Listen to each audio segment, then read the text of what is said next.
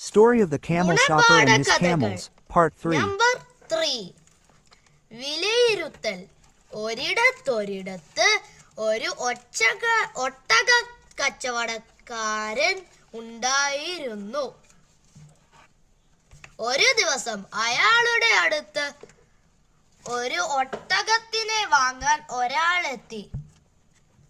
ഒട്ടകത്തിന്റെ കുഞ്ഞിനെ കിട്ടിയാലും മതിയോ? യുവാവ് ദേഷ്യത്തിൽ പറഞ്ഞു. കുഞ്ഞിനെ എന്നെ പോലെ ഒരാളെ ചുമക്കാൻ പറ്റുമോ? കച്ചവടക്കാരൻ ഉടൻ വലിയ ഒട്ടകത്തിനെ നൽകി. എന്നാൽ ഇതുകൂടി ചോദിച്ചു, നിങ്ങൾ കൊണ്ടുപോകുന്നതും ഒരു ഒട്ടകത്തിന്റെ കുഞ്ഞല്ലേ? ഗുണപാഠം. എന്തെങ്കിലും ഒരു വാചകത്തിന്റെ പേരിൽ ആരെയും വിലയിടരുത്. മറുവശം വ്യത്യസ്തമാവും. Thank you.